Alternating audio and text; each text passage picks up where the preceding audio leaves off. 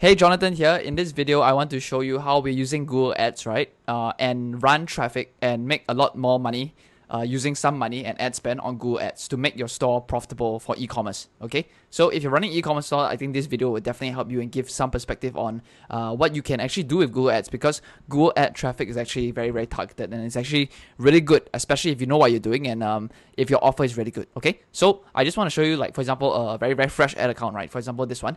This one we only start spending in like June, but as you can see here, I'm not sure why, but the account got suspended for some reason, okay? But basically, you can see, right, the campaign here. So at first we had we're running to a brand new offer, right? So the traffic is new, so we're spending alongside Facebook as well. So this is just a concurrent how do I say this, a concurrent campaign that goes along with it. So you can see here we're getting cost per conversion, right? Basically means cost per purchase. So basically spending $11 cost per purchase, okay? And you can see conversion value over cost. You can see over here, this is basically the ROAS, okay? The same thing as ROAS, the ROI, or whatever you want to call it, okay? And then basically I'm going to show you the exact strategy that we're going to use as well. But basically you can see it's a 9 times ROAS on the first campaign, and then there's you can see 29 times ROAS afterwards as well, okay? To be fair, we're not spending a lot of money here. We're only spending like a total like 3.7k so far, and then the account had a problem, like got shut down and stuff. But I just want to show you the like exact method that you can use as well, so you can get similar results for yourself, okay?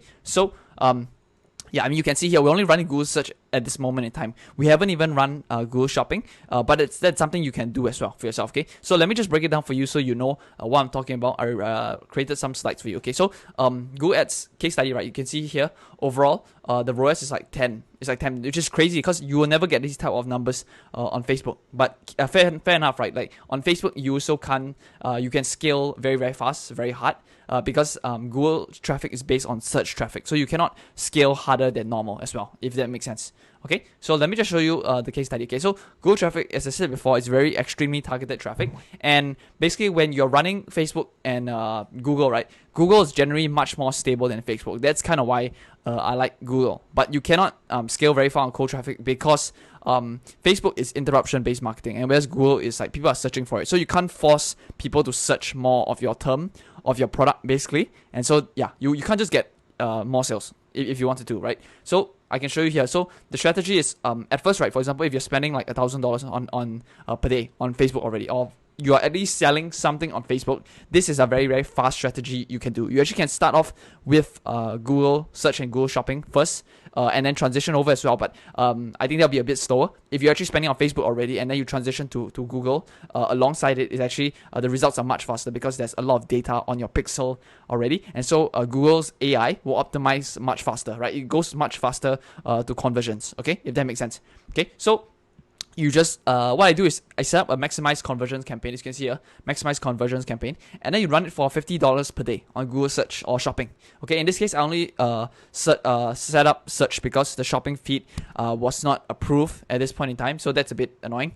Then afterwards, the product page side, right, we use the optimized product page layout that we use in our coaching program. So the pain points, the benefits, and the social proof, that one. So if you're in the coaching program, you know what I'm talking about. Okay, so after 7 days or so, what you need to do is go into your negative keywords, okay? So you go into you go into keywords and then go negative keywords, and you go and eliminate the keywords that are not relevant to your business. Okay, that's number one. Number two, then you go and search the search terms, choose the search terms that are relevant to your business. So for example, if you are selling this water bottle, right? This water bottle, and then you see that the search term comes up perfume, right? You will cancel those terms and only choose the search terms that are like related to water bottle, if that makes sense. Okay, then for number three, you take note of the keywords that are actually getting conversions for you.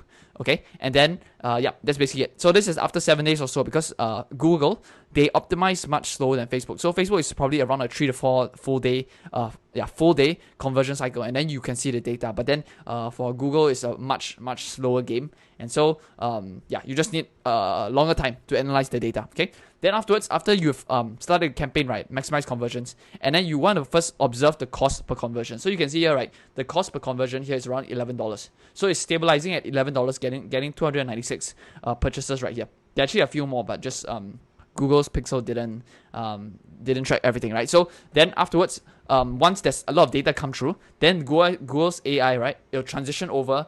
We can go to target CPA. So we change the bid strategy from maximize conversions to target CPA, and once that happens, right, then Google's AI is very, very stable, especially on scale. Yeah. So I like that about Google. Okay. So just to visualize for you, you take maximize conversions first. Once you get about 100 conversions or so, you can see here they're like 296, right? So it's more than enough to get the ball rolling. Then you transition, you kind of like turn off this maximize conversions campaign, and then you change it to target CPA. So I changed it to target CPA, and as you can see, right, the target CPA like dropped. The cost per conversion dropped almost 2 times, right? And then basically you want to let Google decide, because this I actually put the bid as $5.08, the target CPA. And then eventually, because Google got so good, right, that it became $4.35 as well. Okay, so like that is something that you actually can definitely use, and it's very good. Okay, so things to keep in mind before you actually set this up is that number one, you need to go and set up your conversion tracking on Shopify, checkout, or whatever it is as well before you run any traffic, right? Ensure that all your conversion tracking is set up before you want to run the traffic. Otherwise, you're wasting money, honestly. Yep. And then second thing is like I realized as well over these few months, right, Google has been very, very sensitive recently. So you need to take note of this. Okay, so if you can put in especially the contact us in the website or the about us page, right? You make it very, very clear on what your website is, the contact information, any business information. So they definitely need contact information. You can't just be some scammy company and stuff. You need to actually put in, like, for example, how to contact you, the hotline or whatever, your actual support website and support email and stuff like that. Okay, so you need to be very transparent with this. Otherwise, Google will like flag your account in a sense. Okay, and then last thing, it's actually hard to get your Google shopping feed approved by Google nowadays if you are a new account, because they are very sensitive to new sellers on the platform, because everybody's jumping into Google Ads and stuff, right? So this will usually actually take 3 to 4 business days. If, for example, if you had a problem with your feed, okay, so before you even submit your Google shopping feed in the first time, then you definitely want to push out and actually make sure that all of your contact information that is put on here is actually on your website first. Okay, hopefully that makes sense to you. Okay, yep. So the numbers are very, very good on Google. As you can see here, overall, it's like a 10 times ROAS, which is honestly insane. Yep. Okay, so 3,000 spent and over like 30,000 brought in as well. Okay, hopefully this very short video is useful for you for this 7 minutes or so. Yep, and hopefully you can implement this into your store as well. Okay, thanks so much. I'll see you in the next one.